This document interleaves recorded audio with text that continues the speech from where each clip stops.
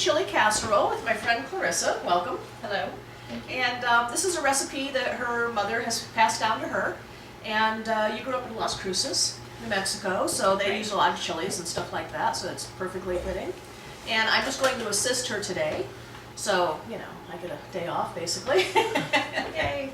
So, what we've done so far is simply preheat the oven to 400 degrees. And take it from there, and I'm just here to help you. Okay, so we've got some chicken breast here, and what we're going to do is add, Venus has put some parchment paper on the sheet here, and then we're going to add salt and pepper, just slightly over the chicken. And by the way, this is a recipe that really keeps with, you know, we try and do really easy things that everybody can do and economical things. And this is going to come out to be less than $2 a serving. So it's really economical and just full of flavor and easy to make, and, you know, real common items that you can get anywhere. So what I'm using right now is garlic powder, and we are using two teaspoons. The reason why I look at Venus for that is because I don't measure my things out. I just kind of do it to taste. So once you experiment it, then you'll know. If you like more garlic, then use more. If you like less, use less. Right.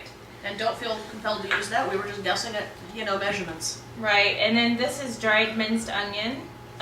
Sometimes if I have more time, I will take a fresh onion and chop it up and cook it with the chicken. But if I'm in a hurry, which I usually am because I have a family of 6, and so today we're using dried minced onions. And again, I guessed on the measurement, but this was 2 tablespoons of dried minced onions. Yep. And you know, let me touch on that too, because you guys know that I have a real mission of convincing people that not only is cooking easy enough that, you know, we want you to get off the couch and into the kitchen, you know, quit watching cooking shows and actually cook, but, you know, so many of my friends have really been brainwashed and convinced that going to McDonald's is the cheapest way to eat, and it's just not true, you know. As I say, Clarrisa with her family, she is a master at making economical dishes, and she makes really good, tasty food. And as I say, this will be less than $2 a serving when we're done. And we're going to make a big pan, and we're talking 6 servings. So realistically, if you were serving it with a salad or something like that, you could easily get 8 servings out of it, and then it's what, like $1.25 a serving? Mm-hmm. So, I mean, I'm sorry, you can't go to McDonald's and eat for that, you know? Well, and it's not as good, and then also... Or as good for you. We try to make sure that there's enough left over for my husband to take in his lunch. Yeah. So we save money that way, too. Yeah. So really, I mean, it's, you know, I mean, this is a woman that does it every day. She knows what she's talking about. So, you know, I really encourage you to really try, because, you know, even though, okay, we went and spent like $6 on the chicken or something, because, you know, you know me, I got Oregon chickens and stuff. I didn't get the cheapest chicken I could get, but I didn't get the most expensive chicken either, by the way. But, you know, I mean, even doing that, you're eating better food, it's more nutritious, you can support your local economy, all of that good stuff, you know? And in the meantime, it's still cheaper, you know? Right. So really, don't be afraid, because, I mean, what's the worst thing you're going to do? Screw something up? Big deal. We've all done it. I've done it dozens, hundreds of times, Well, you know? and you learn by making mistakes. Yeah. You know, this time it was a little bit too much garlic, or that time it was not enough salt, or, Yeah. you know, by adding rice to the recipe, instead of having just all chicken in the enchiladas, we make it go further. And to make it more healthy, we use brown rice instead of white rice. Yeah. Which is really good for your digestion and everything else. I mean, not only does it have way more vitamins in it than white rice, but, you know, it's really good for your digestion and your heart and everything else. So I encourage you to try different types of rices and grains and stuff like that. But I mean, gosh, you know, if you love noodles, make it with noodles, you know. If you love potatoes, make it with potatoes. There's, you know, it's a casserole, and it's yours. So have fun with it, enjoy it. I mean, I don't have a plan or a recipe when I cook. I just kind of scrounge around the kitchen, pull a few things out, and it's like, okay, that's what we're having today. Throw it all in, even the kitchen sink. Yeah. And whenever I get invited to parties, I will take something like this, and it's usually the first thing that's all gone. Yeah, So. yeah. And it goes really far, like I said. Yeah, and it's like the scalloped potatoes I've shown you, It's simple, it's inexpensive, and people love it, So yeah, I mean, just have some fun. So that's gonna go in the oven now. And are we gonna cook that all the way through? We are. We're going to cook it. We preheated the oven to 400 degrees Fahrenheit, and we're going to cook the chicken for about 20 minutes. Okay, perfect. Okay, so I've got a pound of brown rice here that has been pre-cooked. I asked Venus to cook up 2 cups of rice for me, but we found that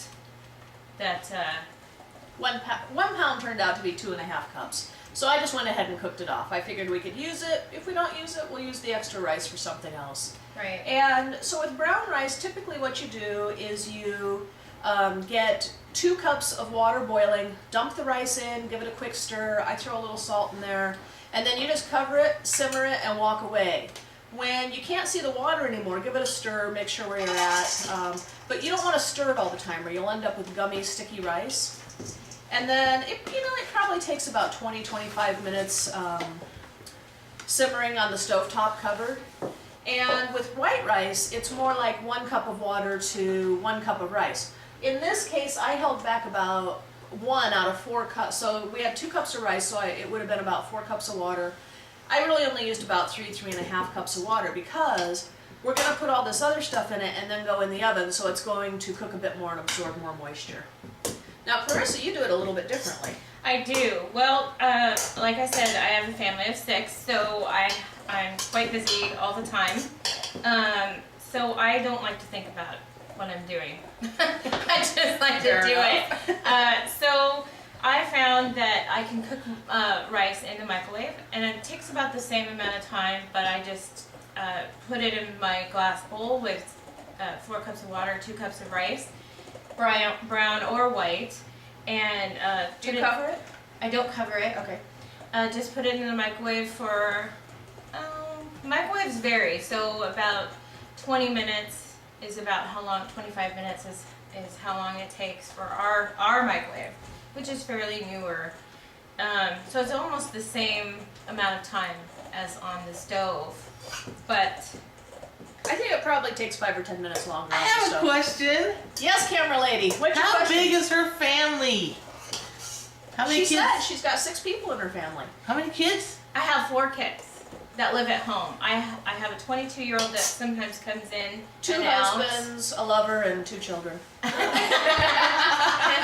I have 2 hungry teenagers and 2 pre-teenagers. And you cook all the time for them? I do cook all the time for them. Plus, I'm guessing your older daughter shows up every now and again. Yeah, my 22-year-old shows up here and there, and she definitely likes this particular meal, is one of her favorites. So if I had to guess, I'm guessing some of those kids bring their friends over for meals from time to time? Yes, they do. I'm guessing she can sometimes be cooking for 8, 10 people. Right. Well, and Venus was saying, that we were talking about how to make it, cooking good meals that are less expensive to make it. And with our family, we actually survive on a budget of about $500 a month for food. Wow. Which I think is just spectacular. But it just really demonstrates that it can be done with a little effort, Well, let's be honest, a little effort and a little know-how, I mean, it's not like you're going to know how to do all these things overnight, but, if you start learning about it, it's just, it's something that maybe you start out at $800 and then you get a little bit better and it's 7 and you get a little bit better. And let's face it, neither of us are exactly spring chickens. We've had a little while to learn these things, so. Hey. But I'm just saying, don't get discouraged. We didn't start there. We've just gotten better at it over time. Well, and 500 is actually high. That's a good month. 500. Yeah. We actually can live on 4. Yeah, I can remember when my friend and I were both, one of us worked at a Jack in the Box and one of us worked at a pizza parlor, and we could barely pay the rent. Sometimes the electricity went off. Well, that's when I developed, when I was a kid like that, that's when I developed some of my cheapest recipes. And I used to make these amazing burritos, because I'd just go get a cheap cut of pork and I'd slice it up and, cook it with chili and onion and stuff like that. And people were always telling, oh, you ought to market these burritos, They must have cost me about 12 cents a piece to produce, Which in today's gas money might be, 50 cents or something, but I mean, they just weren't that expensive because you just take a little bit of some good things and put it in there, but mostly it was rice and some beans, right? Right. And a tortilla. So it was really cheap and it just had some really good flavoring in it. So I mean, that's the thing. You need to learn what your cheap things are, bulk it up, and then just put some good flavors in there. Right. So what my family, what I typically do is I will buy the bag of chicken at Costco. I believe it's 4 pounds, or at Winco, of frozen chicken breast, and then divide it up. So if I know I'm cooking this meal, and I know I'm cooking, say, chicken soup or something else that has chicken in it, I will cook it all at once. Yeah. So, and then I will put the chicken aside in the refrigerator so that it's ready and it's already cooked. So that saves me time. Then I know that this is going to make a lot. So if there are kids that show up that are extra, or my husband gets to take it for his lunch, and then also busy families don't have enough time. Now we have leftovers, so a couple nights from now, well, everybody will have the leftovers. Yep. So, and they're not yucky leftovers; they're good. So. Yeah. Now I have a question for you about the cheese. So what I've done here is I've grated 1 pound of Monterey Jack cheese. Is this going to go over the top or get mixed in? Both. Okay. What I'm going to do is just toss this grated cheese in the freezer for a few minutes, because that makes it easy. Sometimes your cheese will all clump together. It just makes it easier to sprinkle it around. So it's just a little something you can do. Don't forget to leave it in there for an hour because you'll have a frozen lump of cheese. But 5-10 minutes while you're doing something else, it just makes it easier to work with. So I'm going to go ahead and do that now. Okay, so we put the rice in the bowl, and now we are going to add cream of mushroom soup. And Venus and I were talking about canned cream of mushroom soup versus homemade. And sometimes I do make homemade cream of mushroom soup and then freeze it. But sometimes in a hurry, so I use the Campbell's Healthy Choice, which doesn't have any MSG in it. Right? So this is 2 cans of cream of mushroom soup. So we're And adding. yeah, I mean, talking about the canned soup, so, sometimes I show you guys how to make your own soups and stuff, just because, first of all, I want you to know that it's much cheaper when you make your own, but the other thing is, when you're buying canned stuff, just be a real label reader, because you'll be amazed how much difference there is between one brand and the other, or one variety and the other.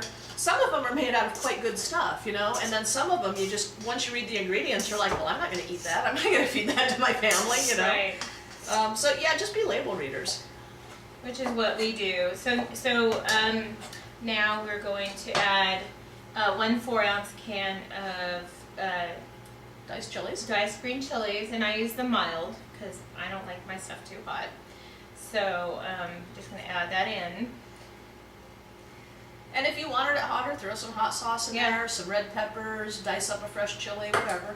Right, and then also earlier, I was talking about how I wasn't sure of the exact measurements. It's just a taste. So there was a little bit left over, so I'm going to take those salt and pepper, dried minced onions, and the garlic powder. And by the way, you guys, this chicken smells incredible. And yes, we put garlic on the chicken, and it smells great. And Venus has been cutting up the chicken. So once we're done mixing this all together, we're going to add the chicken. Okay. And so I haven't used one of these before. Just stick this over some chicken and start chopping. Yeah, so we were talking about what tools were we going to use, and I know Venus has all kinds of fancy kitchen chef gadgets. And they mostly sit on shelves in the closet, and I use my knife. And so I brought this as a food chopper. And I haven't used this before. And I love it. So you just take it and just Be aggressive. get your aggression out. Just slap it. Oh yeah, that minces it up nice and fine. So that makes it easier to spread throughout. Instead of big chunks of chicken, you get nice little shredded Nice. bites. And it's fun. And it's fun. Is this an OXO? Yeah, I really like this brand. They have these nice, really comfortable for your hand, big black rubber handles and stuff. And when you're done with it, you just take it and throw it in the dishwasher. So, Nice. you know. Don't have to take anything Not apart, a just big throw it in mess. there. Mm-hmm. Nice. Yeah, I recommend this. This is good fun. I'm getting hungry. The chicken smells. You can Smells smell the so garlic. good, yeah. It really smells up the whole house. All right, so our chicken's all chopped now, and you can see how much it fluffed up. It looks like a lot of chicken now. So you can tell that's really gonna be satisfying in the dish. It's, you know, you're not gonna feel like you're, you know, cheated at all. And, you know, our camera lady told us too that over at Cash and Carry, 25-pound bag of brown rice is $13. That's a real good value. You know, I just bought a little 1-pound bag over at Freddy's. You can get it anywhere in the bulk section, all that. But, and I know I've picked it up cheaper than that too. You know, that's where I was. So Right. that's what I bought. But Right. yeah, I usually get mine at Winco. So. yeah. Okay, so we're gonna take the chicken and add it in to. I'm not sure how I want to do this. Just Stick your hands in there. Get That- messy. That's one thing. That's one reason why I use the food chopper is because I don't like to get my hands dirty and yucky. So I usually cook the chicken up first instead of cutting it before it's cooked. I like to do it this way because your hands get less yucky. Messy. Yeah. As I put it. So okay, so we're just gonna mix that all up together. And then we are going to lightly fry up some tortillas. Okay. And then we're going to throw it all together in a pan and bake it for 20 minutes at 400 degrees. And then we're going to have enchilada casserole. Okay, and do you want to put some of the cheese in there, or does that all get sprinkled over the top? What I do is after we have the tortillas fried, is fill them up like a taco. So we're going to stuff the middle, put a little bit of cheese, fold it over, and then continue that until they're all done. And then take the rest of this, put it over the top, and then put the rest of the cheese on top. Can't wait. Just can't wait. So, okay. So we're here at the stove, and we have heated some canola oil, and we put it on I call it medium high.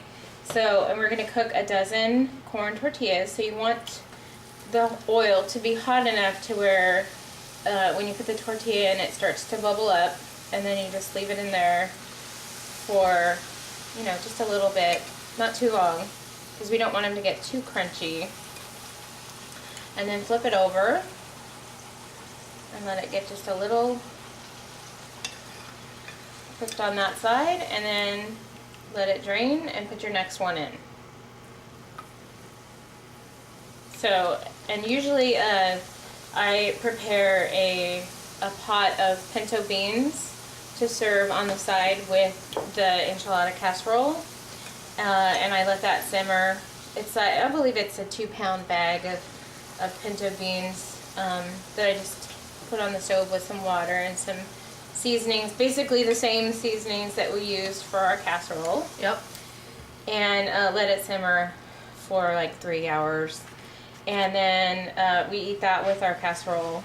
And then there's enough left over, we add the same 2 cups of rice to the beans and make burritos.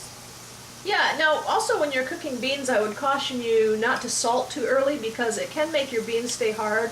And the other thing is when you're cooking stuff like that and it starts to concentrate down as it cooks, you may find it's much saltier than you thought it was. So it's better to add the salt near the end when you can really taste the flavor. Also, when I'm cooking my beans, I will add like 1 or 2 teaspoons of beef broth or Yeah. bouillon. Yeah, and if you want to get real traditional about like refried beans, you've got to use lard. Well, or like if you've cooked some bacon, you use the bacon grease. Yeah, But yeah. we don't do that. No. We don't know where to get manteca. But yeah, I mean, that's what I was taught. You have to simmer your onions and everything in your manteca first, and then you can add the cooked beans. But anymore, I have to say, when I have refried beans, I tend to just go to the grocery store and buy the can of fat-free refried beans, because, you know, let's face it, we can all use a little bit less fat in our lives, especially saturated fat. But yeah, I mean, you know, traditionally speaking, you've got to have the lard in there. Well, but when we cook our beans, we cook it long enough to where it's pretty mushy. Yeah. By the time they're done, so it doesn't really, we don't really eat refried beans, we just eat the pinto beans. Yeah, that's nice. It's nice to recognize your food, isn't it? But you understand how that became a tradition because, as you say, you cook a great big vat of them, you know, and just keep cooking, you know, using them for days and days. And I think we're just going to finish up these tortillas and then we'll get back to you. Okay, so we've got our tortillas and they are cooked. And so what we're gonna do is place them in the pan and then put about 2 spoonfuls, roughly, doesn't have to be exact, along the middle of the tortilla. And then Venus is gonna sprinkle just a little bit of cheese. You don't wanna use too much because it'll be too fattening. I mean, the more you use, the better it tastes. But we only have a pound of cheese here, so, and we need to save some for the top. So then once So is that about right for you? That's about right. Okay. And then once we're done, we just fold it over like a little taco, kind of mush it down and push it towards the back of the pan. So we're gonna make room for more. And again, it doesn't have to be exact. You know, think 4 kids running around, house crazy full of people. You're just gonna throw it together, close it up, and move on. In other words, we're not feeding the queen here. We're making a casserole. Yeah. However, it will taste good. If the queen came to eat, she'd probably like it. She probably would. I understand she likes simple food. Although I'm not sure how she is with chilies.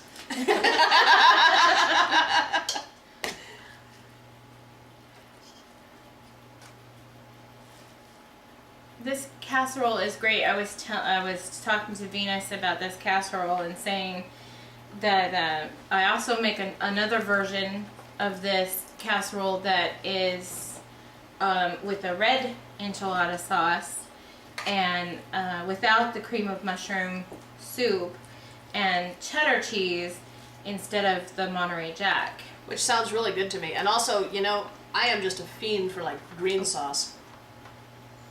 But my youngest son does not like the spiciness of the enchilada sauce, so this is the one we make for him.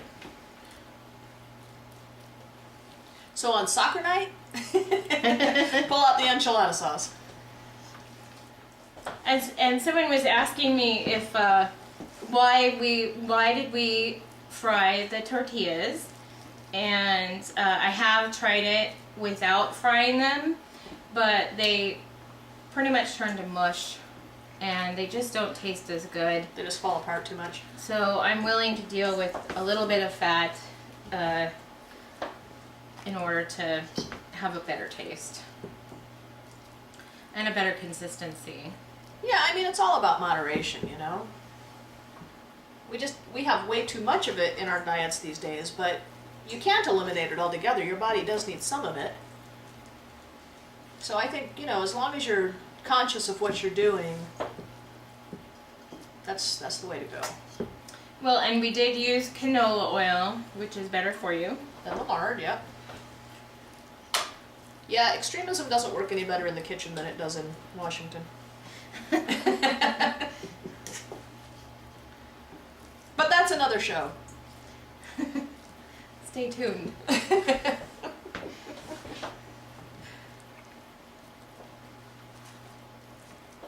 That's gonna fill that pan just perfectly. I keep pausing because I keep thinking that Venus is supposed to be filling the tortillas and it's me, so sorry. No, you're the boss today. Usually it's the other way around. Okay. I like being the assistant. This is no pressure for me.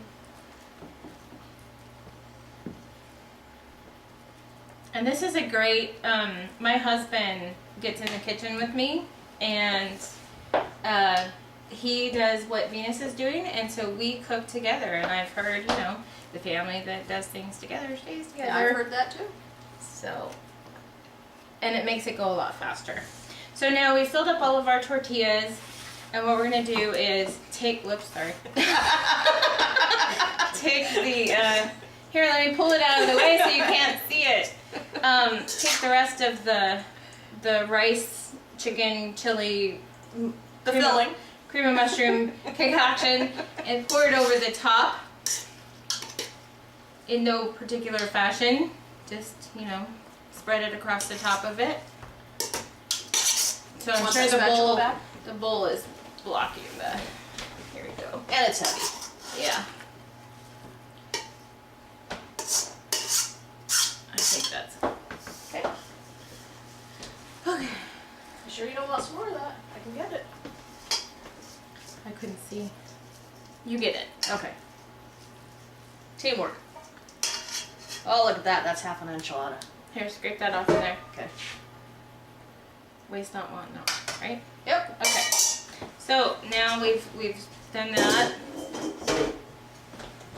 and we're just gonna sprinkle cheese over the top.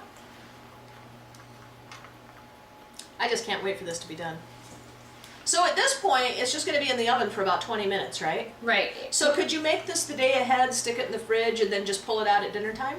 Right. So it only has to heat up for 20 minutes because everything is already cooked.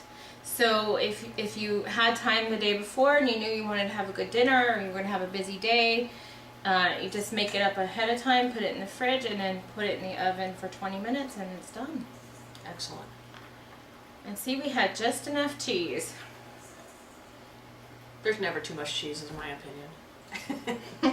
As long as it's the real thing and not those little plastic, slices by a certain Processed. company that we won't discuss. All right, so we're just going to put that in the oven for about 20 minutes, and then we'll get to taste it finally. So this is our finished product after it came out of the oven, and it's all ready to serve up. I usually serve, if you can see there, you can sort of see the outline of the looks like a taco. So 2 of those, and that's a serving. And we're going to plate that up and taste it right now. So, as you can see, this is quite a large portion. And this runs about $1.60. So, you're getting your money's worth out of this recipe. And now for the good part, we get to try it. Yay! You already know what it tastes like. This is going to be a treat for me.